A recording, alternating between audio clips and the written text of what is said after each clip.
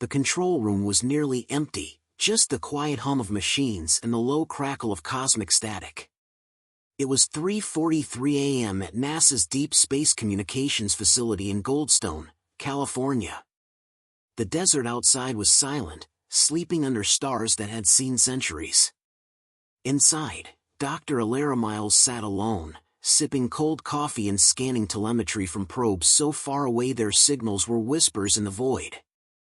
Her shift was almost over when the anomaly hit. A screen flickered.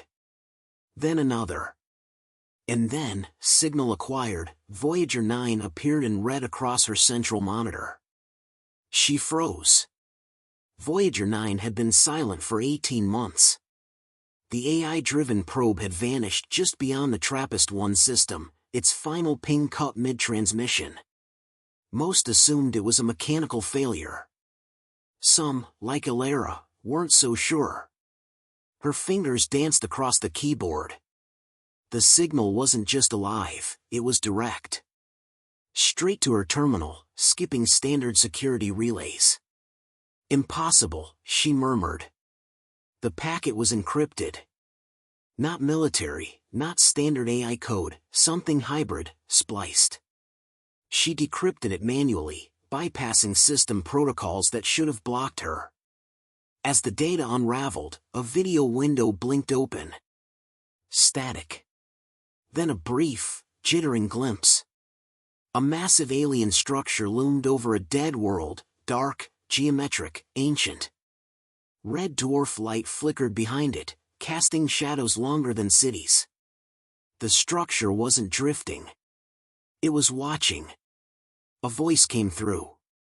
Broken, metallic, low. They are not extinct. Do not proceed. This warning is not for you alone. The video cut. The feed went dead.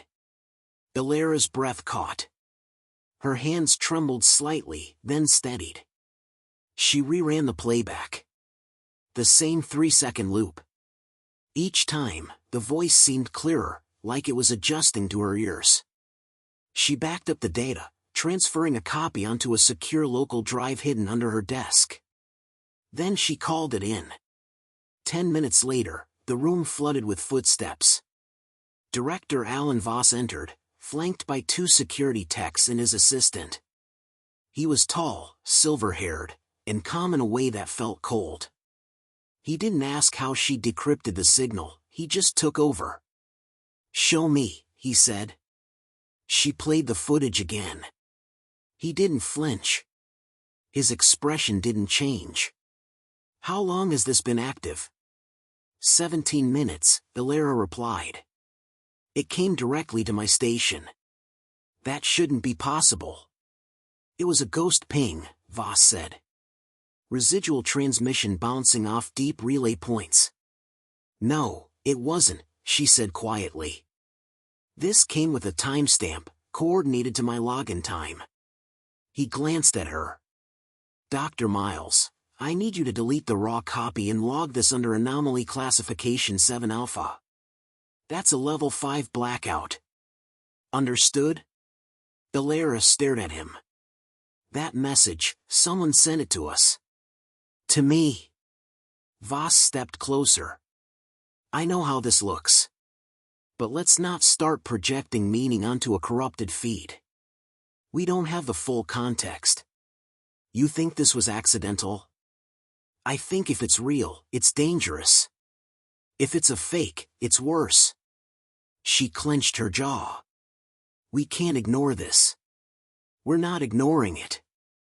We're handling it." Voss signaled to the security techs. They began wiping the local logs. Alara hesitated, then turned, walked to the break room, and pretended to comply. Her backup drive, small and black, was already hidden in her jacket sleeve. Later, as the sun broke the desert horizon, Alara stood alone in the parking lot, staring up. Something about the voice echoed in her bones, not fear, exactly. More like a weight. A knowing. Back at her apartment, she plugged in the drive and watched the footage again. But this time, she didn't just watch. She listened. She isolated the voice track, ran it through a spectrograph, cleaned up the signal. The words were clearer now, and stranger. Layered behind the warning was a low-frequency pulse. A repeating pattern. She leaned forward. It wasn't just noise. It was data. Coordinates. She cross-referenced them. The result, a location deep in the Oort cloud, beyond the heliopause, an unnatural orbit with no known celestial object nearby. Illyra's skin prickled. The probe had sent coordinates. It wasn't just a warning, it was a response. A breadcrumb left by something that had seen Voyager 9. And decided to speak. Her phone buzzed. An unknown number. She let it ring. Then it buzzed again. She turned off the phone, pulled the blinds, and played the video one more time. On the final frame, just before the image cut to static, she paused it. There, just for a fraction of a second, was something in the background. A shape. Not a ship. Not architecture. A figure. Long, still, humanoid, watching. Not decayed. Not dead. Waiting. Illyra Miles had always trusted numbers. Equations didn't lie. Stars didn't shift without cause. So when Voyager 9's coordinates pointed to a blank region of the Oort cloud, she didn't dismiss it as noise. She sat in her apartment's darkened study, curtains drawn tight, the only light coming from her 3-monitor setup. The raw transmission played on loop. On the second screen, a decryption matrix cracked deeper layers. On the third, a star chart slowly zoomed in on the sector Voyager had flagged. There was nothing there. But the signal said otherwise. She opened a secure line, off-grid, encrypted, untraceable, and dialed the only person she trusted with something like this. Julian Ortega answered after 4 rings. Disheveled, eyes bloodshot. "You know what time it is?" "I do," she said. "And I wouldn't call if it wasn't real." "Define real." Illyra dropped the file into the shared stream. 30 seconds later, Julian's expression changed. He leaned forward, rewound the clip, froze it on the final frame. "That," he muttered. "That's not natural." Exactly. Julian had once been one of NASA's most brilliant astrophysicists, specializing in non-terrestrial signal patterns. Until he claimed the TRAPPIST-1 system was emitting artificial synchronization pulses across 7 planets, patterns he said were too perfect. They demoted him, cut funding, labeled him erratic. Now, he taught physics at a community college in Phoenix and rarely answered his phone. "I decrypted a secondary layer," she said. "There's a low-frequency pulse embedded in the voice." Julian ran a quick frequency analysis on his end. His brow furrowed. "That's not a pulse. That's telemetry. Embedded navigation. Like someone gave Voyager a return route." "But it didn't return," Illyra said. "It just broadcasted this and vanished." Julian went quiet. Then, "I've seen this before. Or something like it." She froze. "What?" "6 years ago, just before the Erebus disappeared. Same vector, same strange harmonic pattern. I flagged it. They buried it. The Erebus." Illyra's jaw tightened. Her sister, Mara, had been on that mission, part of a civilian crew surveying dark energy fields beyond the Kuiper Belt. Contact was lost en route. The official story blamed a navigational malfunction. Julian continued, This isn't a signal. It's a breadcrumb. Something left it, maybe not for us, but it knew we'd find it eventually." "So why send a warning?" she asked. "Why not make it clearer?" "Because maybe the warning isn't meant to save us," Julian said. "Maybe it's a test. To see who listens, and who comes anyway." Ilara leaned back, staring at the paused figure on the screen. The humanoid shape. The sheer scale of it. I need to go back to the source, she said. NASA still has the deep packet logs from Voyager's last ping. If they haven't purged them. Julian nodded. Be careful. If Voss finds out you copied anything. I already broke 6 protocols, she said. One more won't kill me. She killed the call and slipped the drive into a lead-line pouch. At NASA, security was tighter than usual. 2 guards at the front, both armed. ID scan. Bag check. They smiled too politely. Ilara walked briskly through the corridors, pretending calm. At her workstation, her access had been limited. 2 directories she'd used the night before were gone. Locked. But she didn't need open access. She knew the back doors, tools left behind by retired programmers no one had cleaned out. She entered the override code, breathed slowly. The archive unlocked. Within minutes, she was inside Voyager's deep log, compressed transmission packets, fragmented AI thoughts, radiation scans. And one unmarked file. 63 kilobytes. No timestamp. No log ID. She opened it. It wasn't video. It was audio. She played it once. No voice. Just a soft, rhythmic clicking. 6 tones, then a pause. Repeating. Increasing in speed. Then it stopped. The final few seconds were silence, until a faint tone rose in the background, climbing pitch until it cut off suddenly. She replayed it, slowed it down. The 6 tones weren't random. They matched an ancient Earth transmission, the original golden record frequencies sent with Voyager 1 in 1977. Someone, or something, was responding to humanity's first hello.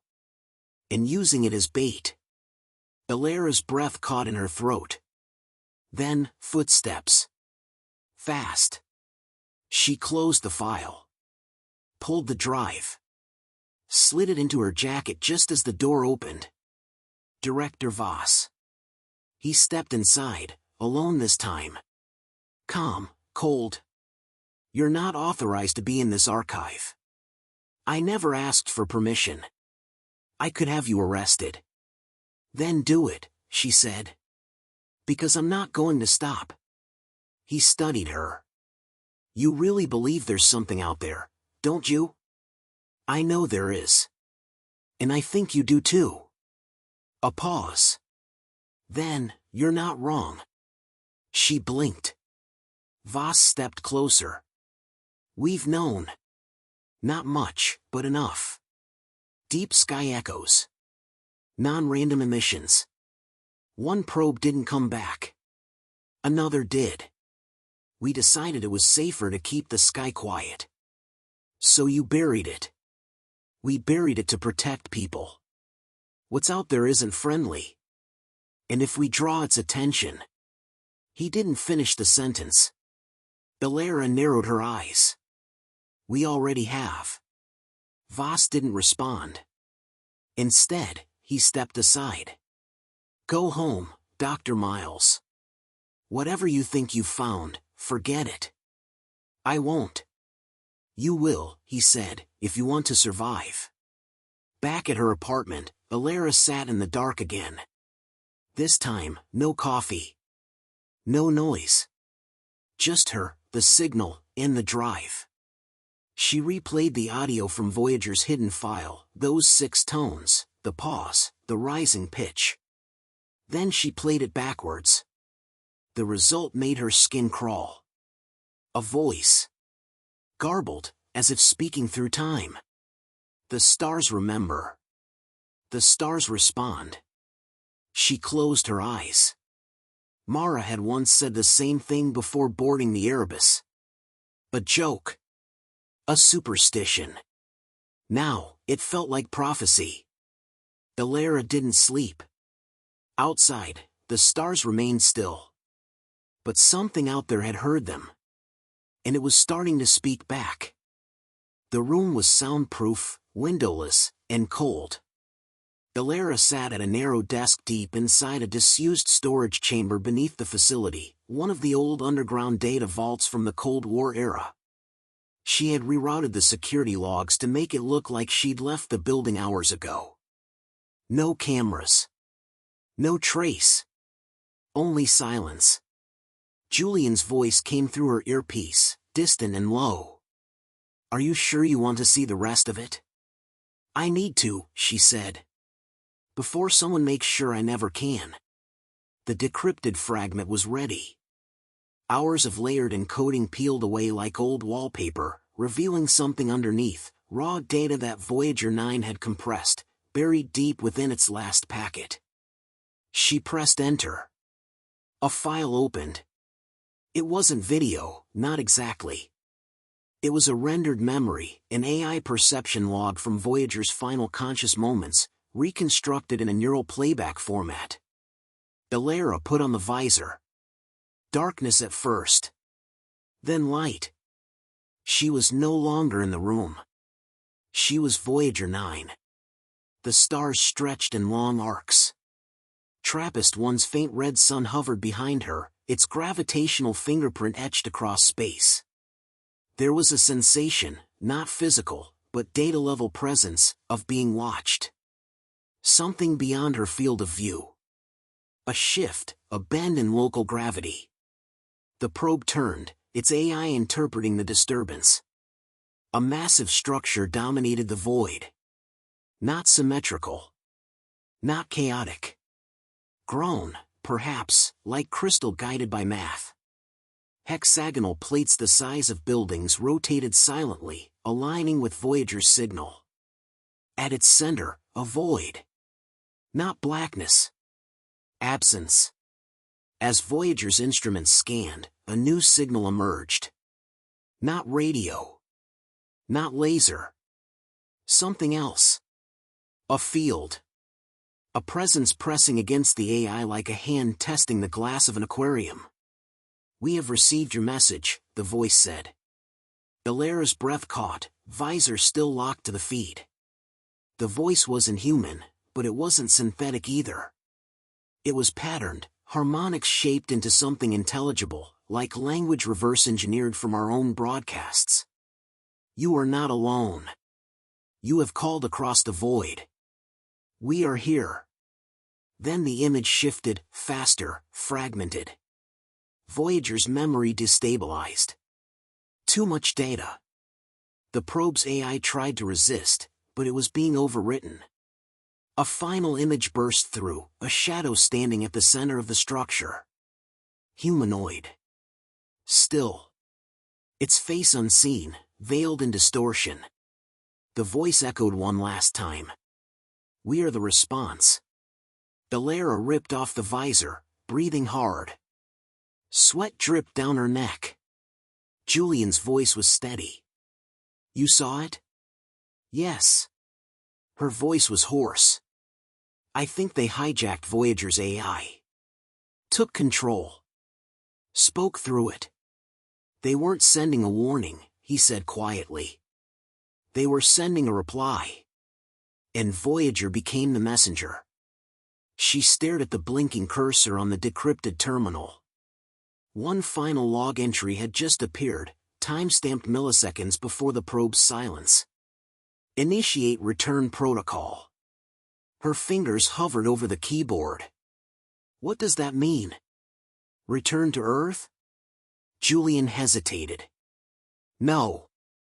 I think it means Voyager sent out a signal to tell them where the message came from." A chill ran down her spine. "It called them here." He didn't respond.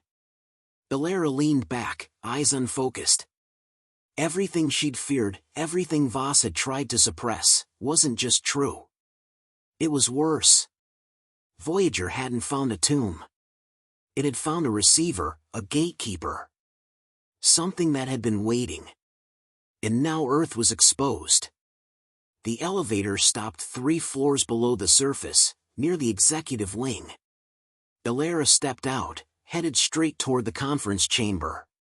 Director Voss was already there, standing before a circular display of projection screens filled with encrypted telemetry. 2 guards stood by the door. He turned as she entered. "I hoped you'd come. You knew it was a response," she said. "Even before I decrypted it." "Yes." "Then why lie?" He looked tired. Not weak, tired. "Because people aren't ready for the truth. They want stars to be empty. They want to believe we're alone. We're not." "No," he said. "We're not. And we haven't been for a long time." She frowned. "What do you mean?" He turned the display. A second file opened. Images of old space missions. Deep radar anomalies. The Erebus, her sister's ship. Her heart stopped. "You knew what happened to them." Voss nodded. "They found the same gravitational pattern Voyager did. We intercepted fragments from their data stream before it was cut off. The pattern matches what you decrypted. You let us think they died in a malfunction. If the truth had come out, Earth would have turned inward. Religions would fracture. Governments would lose control. Instead, we maintained focus. Pushed Mars. Funded the Artemis colonies. Prepared for the day they came back." She stepped closer. "So you think secrecy saved us?" "I think it bought us time." Ilara's voice was low. "Not anymore. Time's up." Voss tapped a key. The main screen zoomed out to a full solar system map. A new object had appeared. Far beyond Neptune. Moving slowly. Controlled trajectory. No emissions. No communication. Just drifting. Closer. Ilara whispered, "They're already here." He didn't argue. "What do you want to do?" she asked. Voss looked at her for a long time. "I want to keep Earth calm.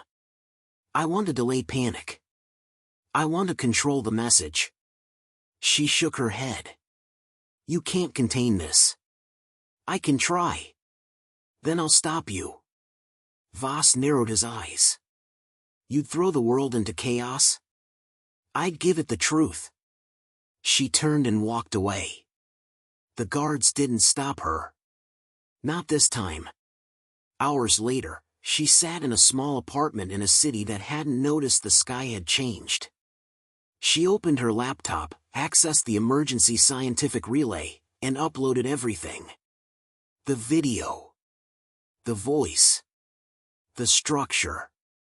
The AI logs. The coordinates. And the final phrase.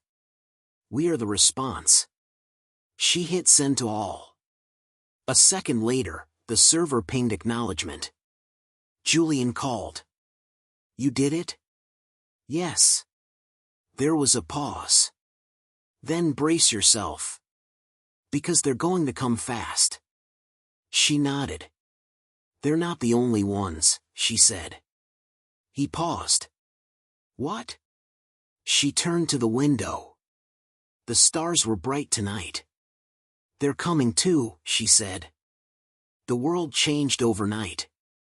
When Ilara uploaded the decrypted Voyager 9 data to the International Scientific Relay, a decentralized emergency network meant for intergovernmental crises, she didn't expect it to spread so fast. Within 6 hours, the footage reached universities, private observatories, and encrypted defense channels around the globe. By dawn, it had gone viral. The alien structure. The voice. The coordinates. The figure. The world didn't panic. Not at first. Disbelief came first, followed by silence, then fury. Debates flared across time zones.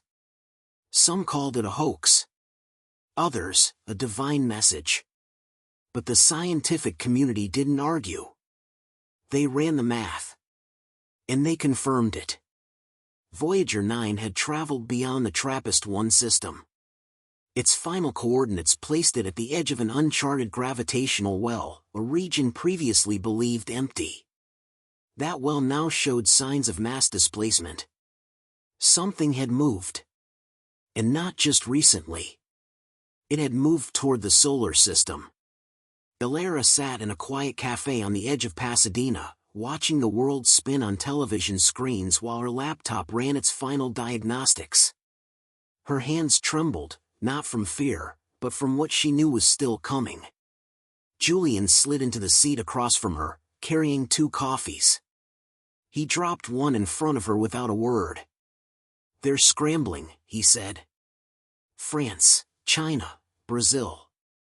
Everyone's pointing fingers, like someone invited this thing on purpose." "Maybe we did." Julian raised an eyebrow. She leaned forward. "The golden record. Radio telescopes. Interstellar beacons. For decades, we begged the stars to notice us." Julian nodded slowly. "And they finally did." She turned the laptop to face him.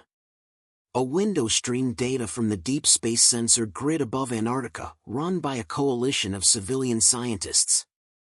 No governments allowed. No oversight. A new object had entered the system. Cold. Dark. Silent. It was massive. Roughly the size of Manhattan. No lights. No propulsion flare. Just drifting with surgical precision, slowing as it moved closer. "It wasn't there 2 days ago," she said. "Now it's moving toward the Oort cloud. That's not coincidence." Julian squinted. "How fast?" "Sublight. But deliberate. Not natural drift." "What's it aimed at?" Elara hesitated. "Us." For a moment, neither of them spoke. Finally, Julian exhaled, slow and grim. "So the warning was real." She shook her head. "No. That's what I thought at first. But it's not a warning." He frowned. "Then what?" She opened a secondary file, an overlay of the Voyager 9 broadcast frequencies, paired with the alien pulses. When analyzed together, the patterns created a cascade of visual harmonics. Shapes. Rhythms. A beacon. One designed to respond. Julian stared. "You think Voyager signaled back?" "I think it did more than that," she said. "I think it answered. And that's what triggered this." A low hum passed through the cafe, someone's phone buzzing with an emergency alert. Then another. And another. Across the room, everyone's faces lit up with panic. Julian looked at his. "United Earth Council just issued a Level 0 broadcast," he said. "First time in history." "What does it say?" He read, "Unverified deep space object detected. Maintain calm. No known threat. More information to follow." Elara stared past him, out the window. The sky was blue, quiet, cloudless. She whispered, "They're lying." That night, she returned to her apartment and disconnected every camera, every phone, every device that could track or record her. Not because she feared Voss. Because she didn't trust what was coming. She pored over the last fragments of Voyager 9's logs, everything she hadn't uploaded. One stood out. It was buried under 6 layers of noise, masked in background radiation. She had missed it before. A final echo. Compressed and faint. She isolated the frequency, amplified it, reversed the polarity. It formed a voice. But this time, it wasn't warning. It welcomed. "We have received your invitation. We are coming." Elara backed away from the screen, blood cold. Everything made sense now. The voice. The figure. The delay. Voyager didn't stumble on an ancient dead race. It wasn't a graveyard. It was a receiver. A node, waiting for acknowledgement. And Earth, humanity, with all its pride and curiosity, had responded. Julian's voice crackled through her secure line. "You need to see this." He streamed live footage from a private observatory in South Africa. A bright flare, visible only on infrared, flickered near the edge of Neptune's orbit. For a brief moment, it took shape, angles that defied normal geometry. Then it disappeared. Another appeared in the Kuiper belt. Then another, closer. Julian's voice dropped. "They're triangulating. They're not just arriving. They're positioning." Elara clenched her fists. "What do we do?" he asked. She didn't answer right away. She stared at the screen, her mind racing through every possibility. "Then, we do what we've always done. We endure." Julian said nothing. The silence said enough. In the final hour of the day, Elara stood on the rooftop of her building, watching the stars. Below, the city buzzed, sirens, protests, emergency broadcasts. Civilization on edge, not sure what to believe. Above, the night sky seemed normal. But she knew better. Somewhere out there, a civilization older than Earth's bones had heard them. Had calculated their curiosity. Had traced their radio signals across light years. And now it had arrived, not in fire, not in peace. But in silence. A presence that didn't speak to humans as equals. That didn't ask for contact or send emissaries. It had responded with one phrase. "We have heard you." Whether that meant salvation or annihilation, no one could say. But the stars were no longer silent. And neither was the dark between them.